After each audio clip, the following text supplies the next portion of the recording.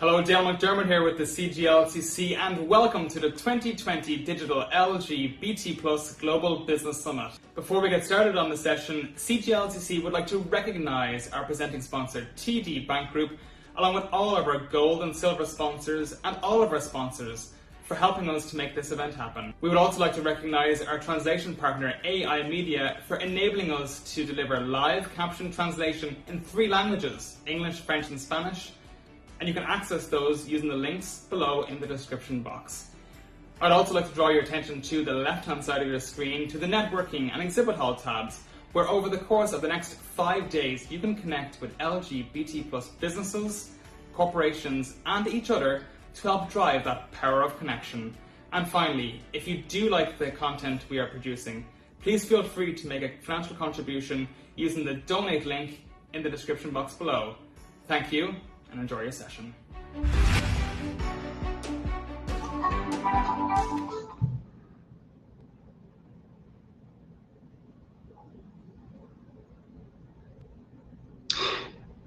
Great. Good afternoon, everyone. Thanks for attending this session. I know that you have an opportunity right now to do some one-on-one matchmaking, and I thank you for attending this session. And I know I'm in between your weekend and before that the Power of Drag, which I know is going to be certainly a much more entertaining session than what I'm going to provide right now. But hopefully this one will be informative and enlightening in its own way. So I first want to actually acknowledge CGLCC and thank them and the team for what I consider to have been a fantastic week so far of programming, learning, and networking. And in particular, I'd like to thank everyone in the background who I'm sure will be acknowledged in some way for helping. As someone who's a speaker, it has been seamless in the background. So I want to acknowledge all the volunteers who helped get all of us speakers to where we need to get to in our presentations. Thank you. And so I want to start off this conversation around amplifying your professional relationships through coaching by talking about briefly my experience with coaching, because the reason I'm here today speaking to you as a coach is because of my first experience with a coach 10 years ago. It was at a time when I was in my career. I was feeling really unfulfilled, and that was that made me pause, because there was nothing in my environment from a leadership or work, a strategy perspective, or satisfaction perspective from the quality of work that I was doing that would have indicated being unfulfilled. But I was still feeling that, and I'd been asking myself that question for the past year before that. Why am I feeling unfulfilled? What does this mean? And what I knew was I needed some direction, and I needed someone. What I felt was I needed someone to tell me what to do. So what should I do next with my career? And so I went to a coach upon recommendation from someone in my network. And I went to a coach seeking direction and advice. I wanted to go to a coach that was going to tell me what I should do with my career, what business I should be in, what my optimal path was. Maybe someone who's going to make me do, what color is my parachute, and do a career assessment and spit out, here are the top 3 things you should be doing given your skills, your strengths, and your values. Identify what my purpose is, and to clearly point a way forward in my career. And in fact, what I experienced was the complete opposite. And yet it still empowered me to be where I am today, which is a certified coach, running my own business, and finally feeling that career fulfillment that I was looking for. So a little bit about me as we get into this presentation. I am an associate certified coach as defined by the International Coach Federation. I'm the founder of Attune Coaching and Consulting. I've been practicing in coaching for more than 6 years. I have 2 decades of experience in corporate. And currently, my coaching is focused on coaching leaders and teams to recognize and utilize their values and strengths, embrace change, amplify self-worth, and remove roadblocks. So all with a purpose to achieving conscious business and career success. And that's what we're going to be focusing on is how do you use coaching in your professional relationships? I know that this, so let me advance the slides here if I can. I know that this conversation is linked to SMEs, so welcome if you're an SME in this call. Frankly, this conversation has application regardless of the size of your business, regardless of what industry you're in. And little secret, this actually applies even in your personal relationships. So although this is a professional lens, as we're going through this discussion around coaching competencies, I would encourage you to consider how one or more of the skills that we're going to talk about apply to your personal relationships too, because they have power there as well. But we are talking about the power of coaching and how coaching has the power to transform your professional relationships. That's the lens we're going to put this on. And so what I think is interesting is the theme of the summit has been the power of connection, and coaching really is all about what type of connections you build and the quality of those connections. And so I am going to encourage you to, while we go through some of the competencies, think about which one or two or maybe all four that we're going to talk about you can start to amplify in your conversations with your team members, whether you're a business owner, if you're a sole proprietor, how you have these conversations with your suppliers or people in your professional network or otherwise.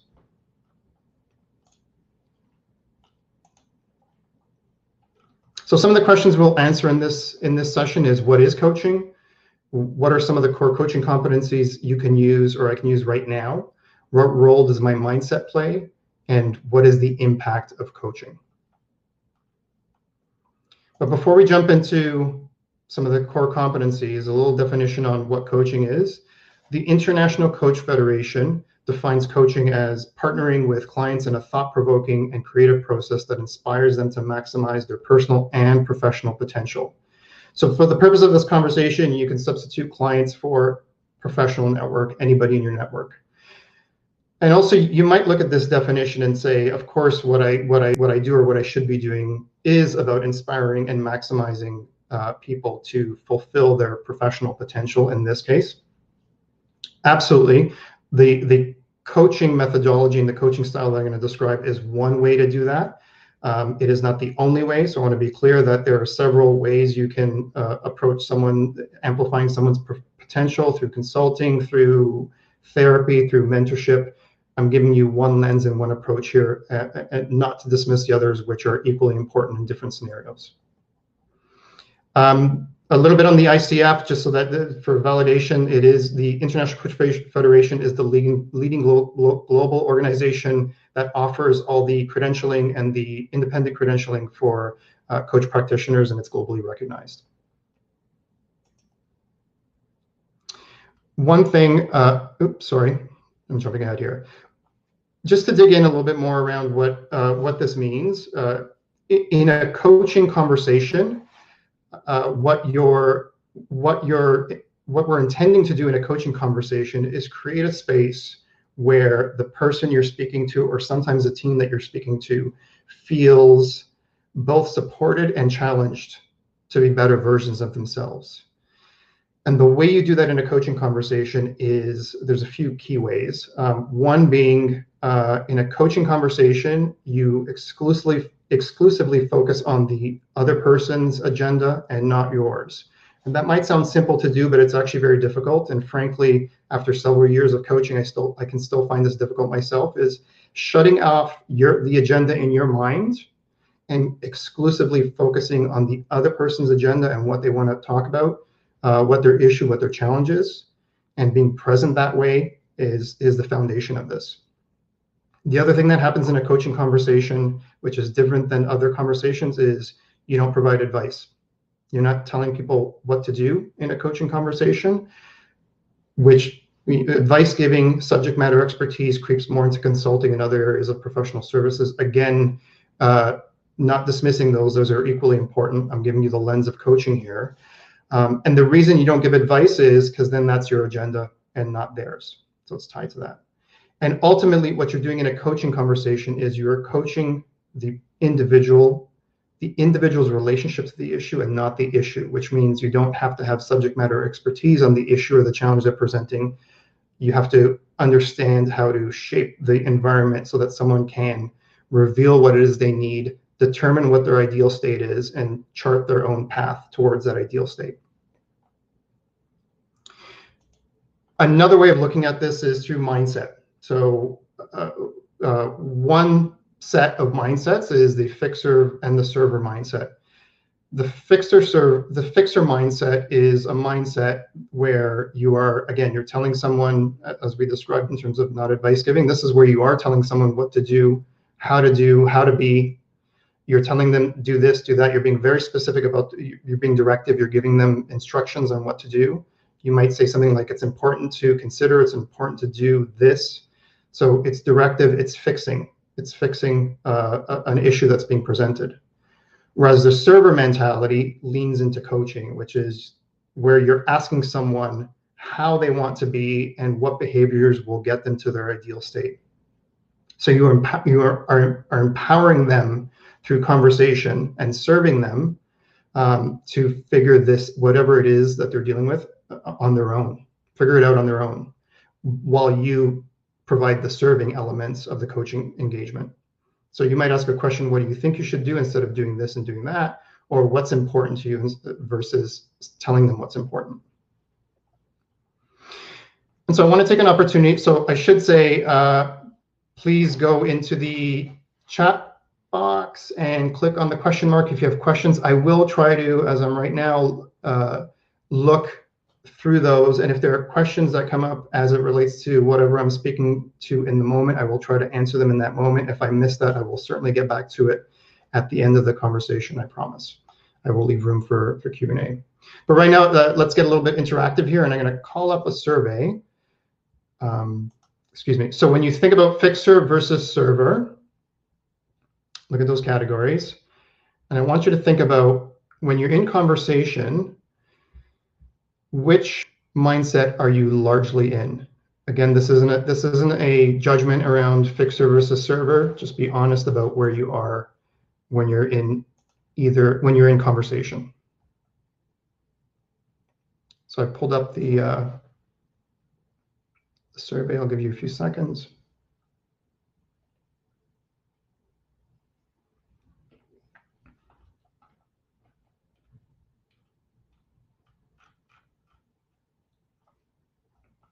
Okay. End voting in another 5 seconds. Get your last few votes in. Okay. So I'll share the results, which are not surprising.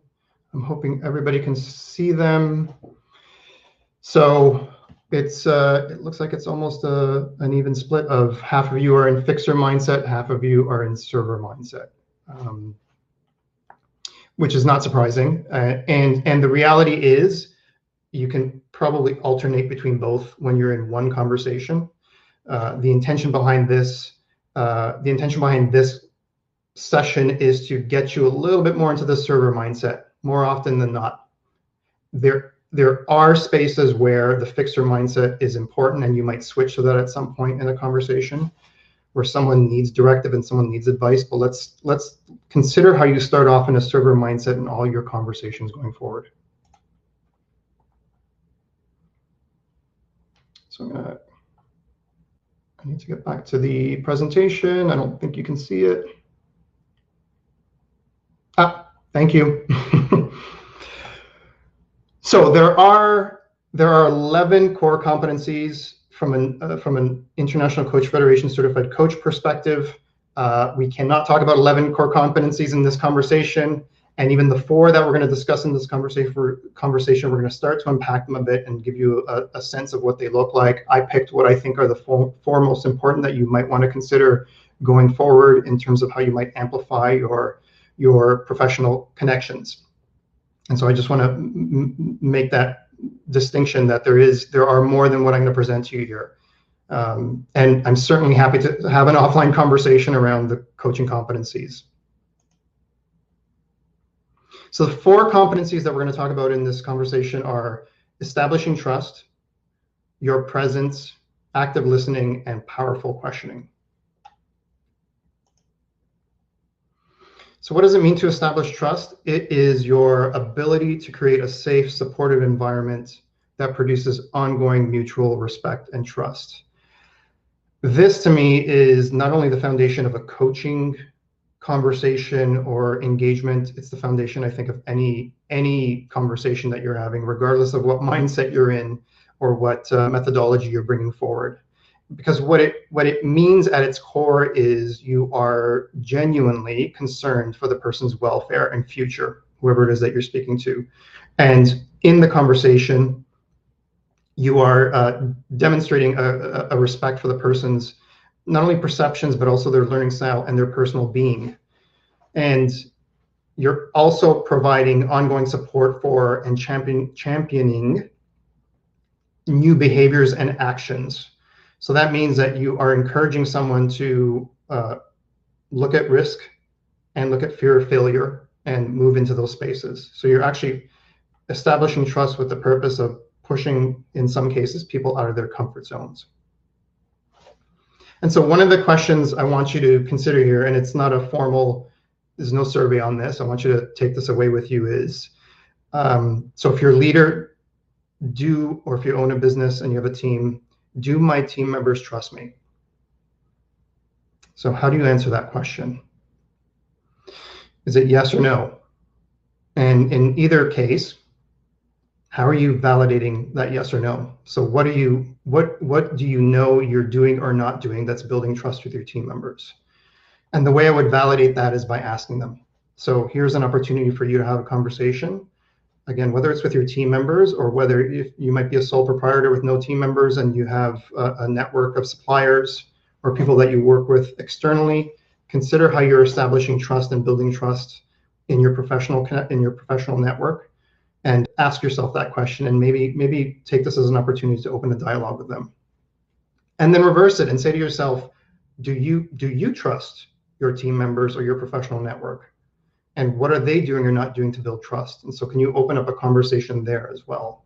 This is really imperative for me. It's really imperative for all of your business and professional interactions, and of course, your personal interactions. Just as an example here, I was coaching someone several years ago who was a leader who had for years received positive feedback from their team member, and for the 8 months prior to me going in for a coaching assignment had received not so positive feedback. So something had gone off the rails with this leader. And so for the first 4 sessions, I don't know if you can see me on screen here, this person was sitting with, this is when we could meet in person, it wasn't recent, was sitting with their arms folded across their chest. And so clear body language, I don't trust you, and I'm not sure what this is. And it took about 4 sessions before the person actually dropped their hands and started to feel more comfortable in engaging in a dialogue, in deeper dialogue. And it was only around session 7 or 8 where this individual, after a specific exercise and a very specific question, revealed or had an awareness around what was actually happening that was creating the tension in work. And in fact, what was happening was something personal was coming into the work environment. So, we say don't bring your work home with you. This was the reverse, was bringing home to work. And so that realization opened up a lot of dialogue. And the only way that person would have been vulnerable was if I had taken the time to establish trust. So this is really imperative. So sorry, I'm just looking at questions here. How can you balance them both? As a manager, I want to fix incorrect behavior, but at the same time, allow them to understand their own. How can you balance them both? I'm trying to remember what that might not be in relationship to this piece here. Can you just balance them both? Do you mean the fixer? Can you just in the conversation, do you mean the fixer and the server mindset? Can you just confirm that that's the question, and I'll get back to it? Yes. Okay. Fixer and server. Balance them both. The way I balance them both is always starting off with server. So going in with a server mindset, knowing that so you're a manager who wants to fix incorrect behavior. So if there's something that needs to change, so you will have very specific directive input on this is what you need to do in order to change your behavior. Here are the behaviors that need to change, and this is what needs to happen. to fix the relationship. But I would still start in server mode to say what is it that I'm not aware of that this person is dealing with? So what questions can I ask? How can I create an environment where the person is willing to reveal what's really happening, so that I can then, they might actually come up with the solution that you're proposing in terms of behavior change before you even present it. And even if they don't, what you've done is you've created the space for them to start to be more open and more vulnerable. And so the thing that I just described, the scenario I just described, is an example of that, where someone was unwilling through their body language and other ways to engage in a dialogue, and it took the establishment of trust for me and questioning for me to break through. And I wouldn't have had that had I gone in with a "this is what you must do" conversation, which is the fixer conversation. I went in with a server conversation, and yeah, there were points where a little bit of the fixer kicked in, where this individual said, "I really need you to tell me what to do here." And so there is a piece of that, but let that be a little bit more permission based versus you going into that conversation with the fixer first.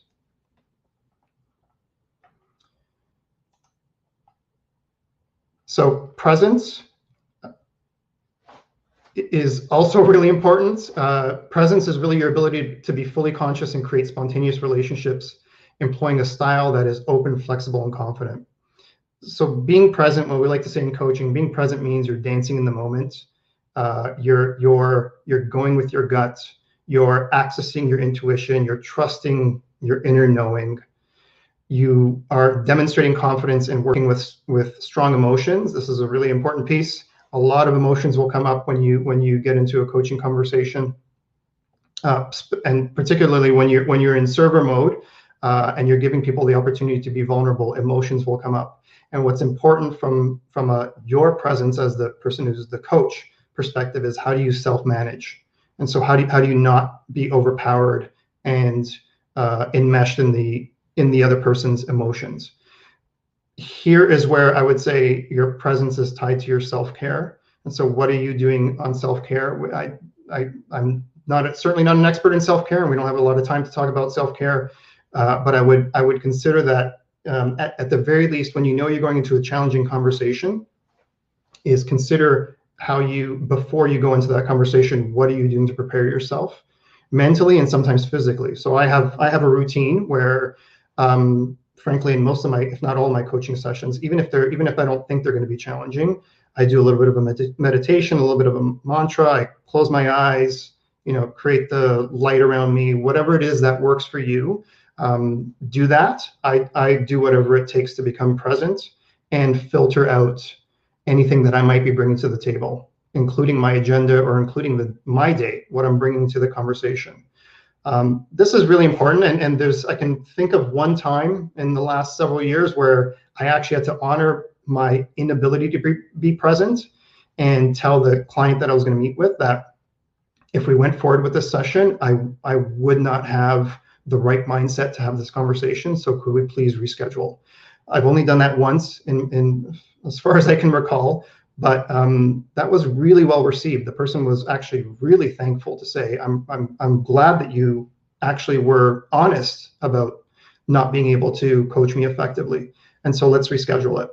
So be sure that your presence reflects what the type of conversation you need to have.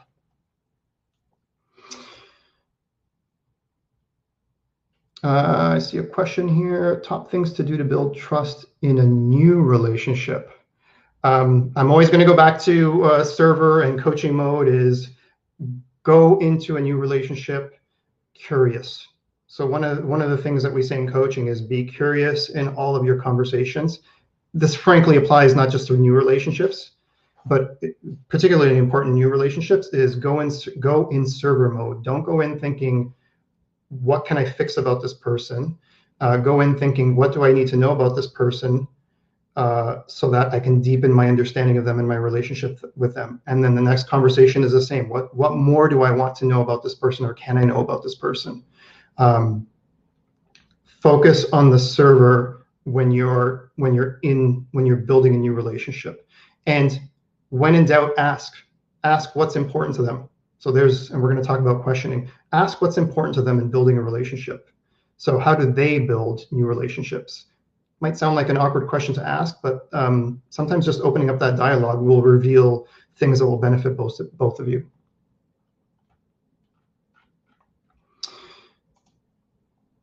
All right, active listening. So there have been several points over the last week where I've heard panelists or sessions, people hosting sessions talking about listening and the importance of listening. And so what I want to do is unpack a little bit around active listening, because I think this is really important. And you've probably heard a lot about active listening, but what does it really mean?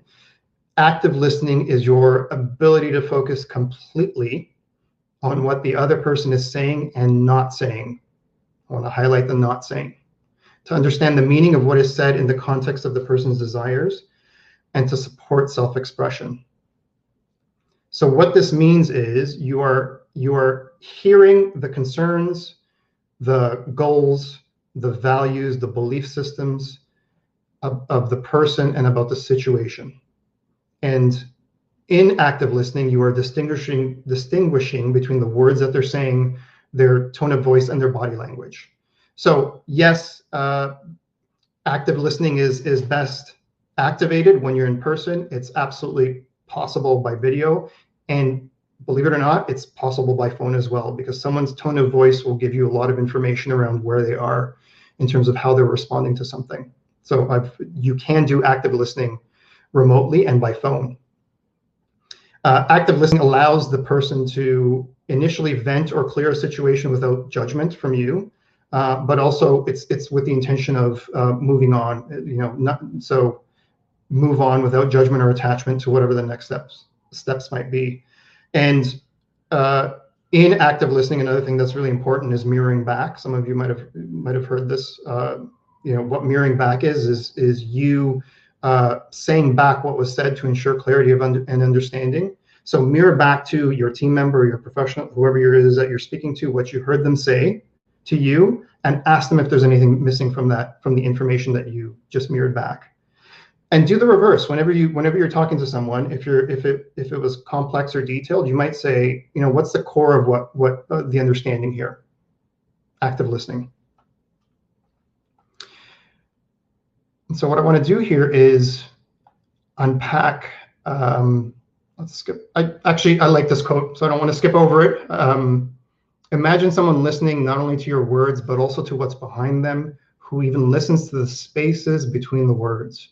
Someone in tune with the nuances of your voice, your emotion, your energy, who is intent on receiving everything you communicate. Someone who listens to the very best of you, to the very best in you, even when you can't hear it yourself. I think that's really powerful. So just to break down active listening a bit more, because I think if there's one out of the four that you might want to do a little bit of more practice on, this is it.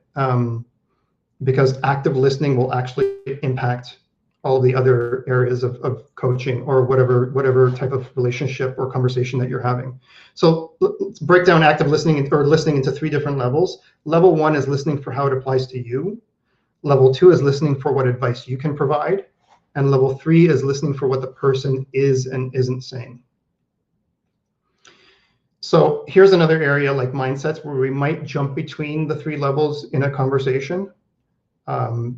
And so I want to give you a scenario that might actually resonate for some of you. Let's imagine that you are you were up for a promotion and you didn't get it, and of course you're upset. So you're going for a coffee with a colleague or a friend or your partner or a family member, and you say, hey, I didn't get that promotion that I've been working on for several months.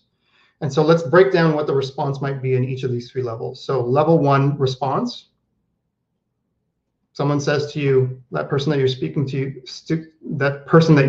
says in response, that's terrible. My day was bad too. You should hear what happened to me. That's level one listening. Same scenario, you go for that coffee, you're talking to your friend or your partner or your colleague, and they respond to your statement that you didn't get that promotion that you wanted. You should quit, find a job where you will be appreciated. They don't deserve you. So here is listening for what advice you can provide. You can see how you're kind of getting into fixer mode here.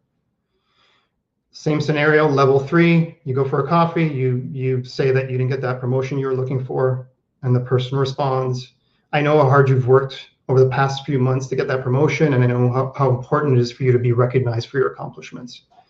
So level 3 listening, what the person is and isn't saying. This is where you really get into the heart of active listening. And so what I want to be clear about here is, again, I am not dismissing an opportunity for level 2, which is providing advice. In fact, here's where some of you might say, and I've heard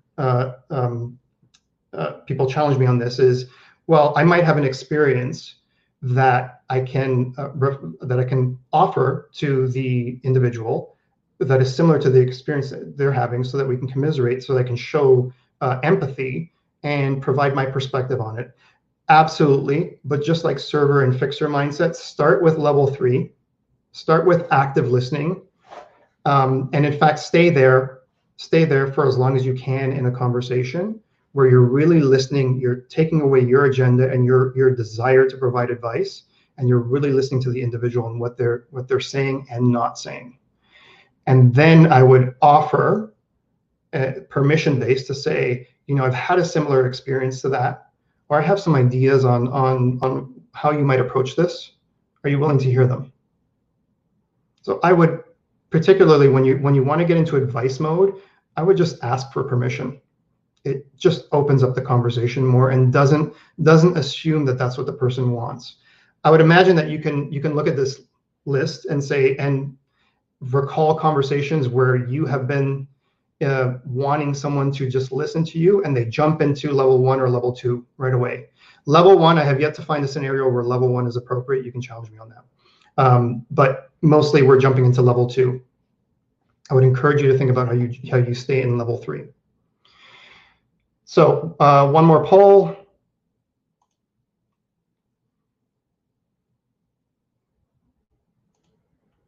Oops, did I just close? I might have closed the presentation, but let me go into the poll. So in conversations, I am most often in listening level, which one? Again, no judgment here.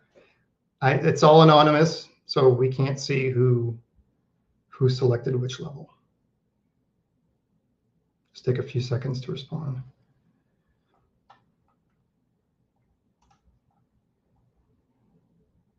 Let's take 5 more seconds. Okay.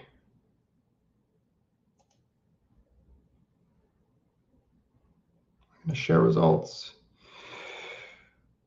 So interesting mix. It makes sense, given my experience with clients, is that most people are in level 2.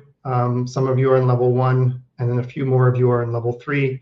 Again, this is me encouraging you to think about starting off at level 3. Use a permission-based approach for level 2. This will really amplify, when we talk about amplifying your professional relationships, this will help you get there, because when someone feels heard, they're going to be certainly more willing to reveal more, but also trust you more and engage with you in a more meaningful way. And this applies, like I said, in your professional life, but also your personal life. So back to slides, thank you. And then powerful questioning. So how do we tie this all together? Is we tie it together through your ability to ask questions that reveal the information needed for maximum benefit to the relationship. Powerful questions open up an understanding of the person's perspective. They evoke discovery, they evoke insight, commitment, action, they challenge assumptions. Powerful questions are almost always open-ended, so I would encourage you to think about open-ended questions when you're engaging in a dialogue. I would also encourage you to think about why questions, and maybe not using why questions. Why questions, starting off a question with why, can have a judgmental tone to them. So an example is, why did you do that? Instead, you might say, what made you take that action, or what made you choose that path? There's just something sort of softer around avoiding or using a what question versus a why question. The other thing I would say about questions is when you're asking a question, want to reinforce the power of silence. So when you ask a question that's powerful, sometimes what you'll get is complete silence from the other person. And this can really push our comfort zones and make us uncomfortable. And so what we'll tend to do is jump in and restate the question or reframe it or ask it in a different way because we're uncomfortable with the silence. And what I want to encourage you to do is when you ask a question, especially if someone responds with, I don't know, or I've never thought about that, just be silent. Don't say a word. Because there's so much awareness and deeper learning in silence. There's plenty of conversation in silence. It's just not happening in your head. And you want to give that person the space, particularly if they say, I don't know, or I've never thought about that. That actually means they're thinking about it. So give them the space to think about it. 5 to 10 seconds of silence can be really uncomfortable, and you need to practice this, but I would encourage you to do so because this is very powerful. Allow whoever it is you're speaking to time to think through the challenge. I'll give you one quick example here. I was in a previous life, I was responsible for a proposal strategy team. And in one of our, so whenever we submitted a proposal, whether we won or lost, we would call the client or the prospect, and I would go through a list of questions, open-ended questions. What did we do well? What didn't we do so well? What did you think of our team composition? What did you think of our rates? And a 10-year client decided to move to work to another organization. And so I did the debrief with this individual. And I wanted to understand, why would you move the work away from us after a 10-year relationship? And so I went through my typical list of questions, and all I was getting back from the individual was, yeah, your rates were maybe a little bit higher, but similar. Your team was great. Everything felt like it was fairly on point. So I wasn't really getting why we lost this 10-year relationship. And here's the power of also establishing trust, which can happen in a short period of time. So after about 20 minutes, I asked this one question. What is the core reason, if you could describe in one reason, the core reason that we are not continuing this relationship, that we didn't get the work, what is it? And that completely opened up the dialogue to, and the way this individual started the response is, actually, do you want to know the reason why you didn't get this work? And reveal. So essentially at its core was, there was a relationship issue that wasn't addressed, that someone on the team ignored for a long period of time. And so the client had gone to RFP with the intention of moving the work away from us. So if I didn't ask that one powerful question,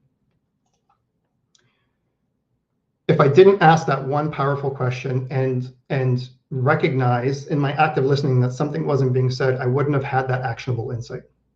So really important to think about how these all work together. Ask a powerful question at the right time, and then maybe use a little bit of silence. In my case, silence wasn't required. This person jumped right into it, but it can be really powerful.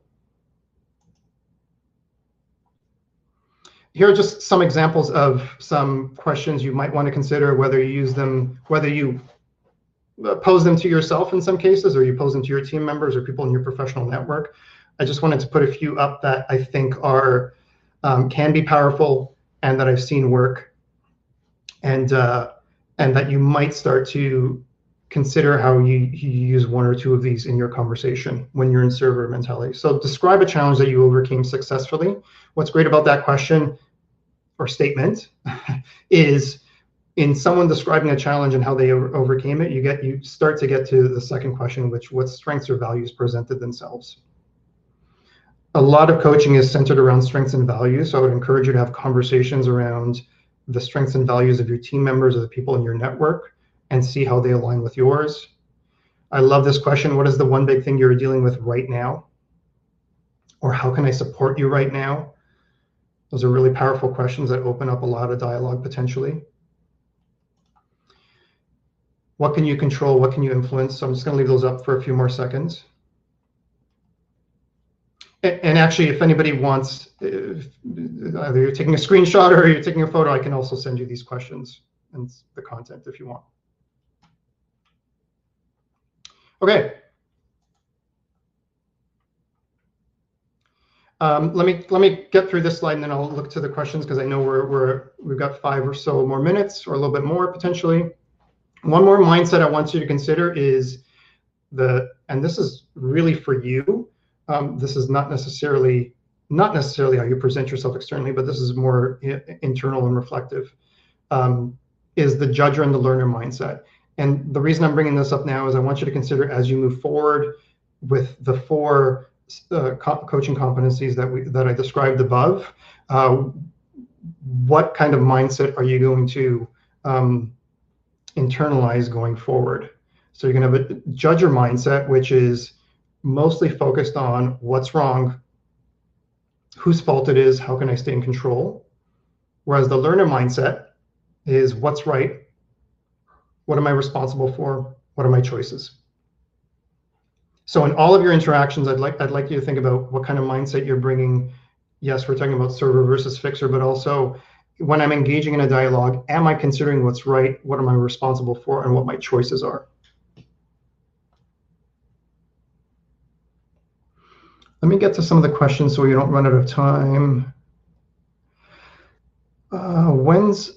When's a good time to seek a coach, and when is it not? A good question. A good time to seek a coach is when you're ready for coaching. So there are, I can think about one instance where I was talking to someone doing a consultation, and I just didn't feel like the individual was ready for coaching. It's only happened once. And so what we say in a coaching circle is someone coachable. Everybody is coachable, but you need to be ready to be coached.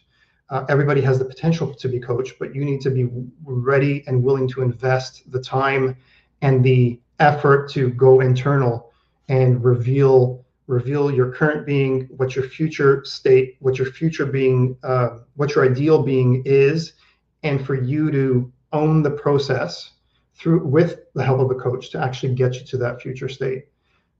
So when's the best time? Again, is when you feel like you're ready to do that work, because the work is not actually with the coach. The work is with the coachee, the person being coached. The coach creates the environment, but the empowerment and the awareness is the responsibility of the individual presenting the issue or the challenge. The coach's responsibility is to create the environment and use all the right tools to help that person along, but without the mindset of the person in a willingness to find best practices and continually improve, coaching can fall flat. Let's see some other questions. So here's one. I find it hard to get some of my employees to speak. They go into order-taking mode when they're with me. Do you have any tips on how to get people to loosen up and still be focused on work versus non-work questions? Versus non-work topics. So my answer to that is powerful question. So as much as possible, I might start by asking yourself that question: is there trust there? Is that what it's about? Maybe there is trust there, and you just have someone who's an introvert and a little bit more challenged with speaking. All of that all of that can be making assumptions. So I would just go into a dialogue with a server mindset and ask questions. So someone might be going into order-taking mode because you might be, I don't know, you might be presenting as fixer, where you're constantly going in and saying, this is what we need to do, versus how do you think we should do this? What approach would you take? Here's the issue. So before you give them the order, let's say, is engage them in the dialogue that reveals how they would actually handle whatever situation it is that you're bringing forward. And that should eventually start to get people to loosen up. But the reality is there's some people who, and this is just my view, is there's some people who are extreme introverts, and so their ability to loosen up as you might think it is going to be different than, is not going to be aligned with how you think they might behave. So there might be another opportunity for you to say, what's important to you and how I engage in a dialogue with you? What makes you feel comfortable? Okay, I don't think there are. If I'm missing questions, just send me a reminder, please. Okay, and then to bring this all together, I want you to think about this is called the action, reflection, learning cycle. So every time you act, every time you do something, I would encourage you, maybe not every time you act, but when you're in a significant conversation where there's an action required, or an environment where something needs to get done, is reflect. So the first thing you do is reflect and say, what happened, what worked, what didn't work. Move into learning and ask yourself, what did I learn? What does that mean? And how else can I look at it? And then what you might do is plan a new action, or plan a repeat of the same action. So what do I do next? How do I think differently next time? How can I be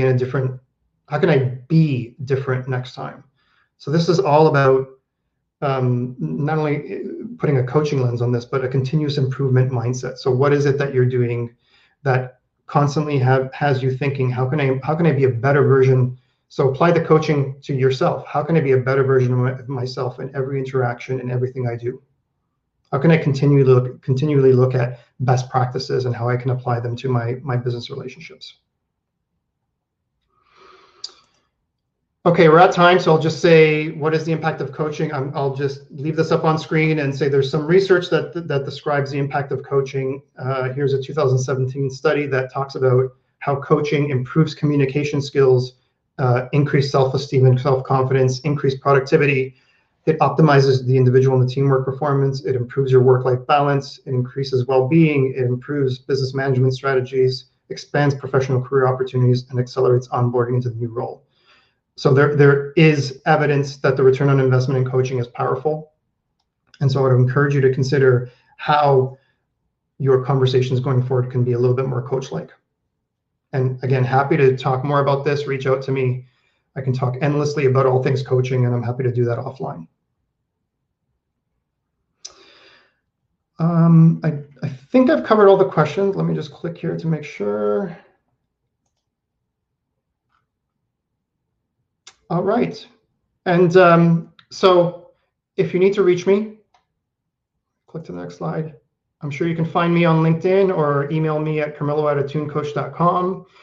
Again, I want to thank the CGLC for what's been a fantastic week. Thank you all for attending this session.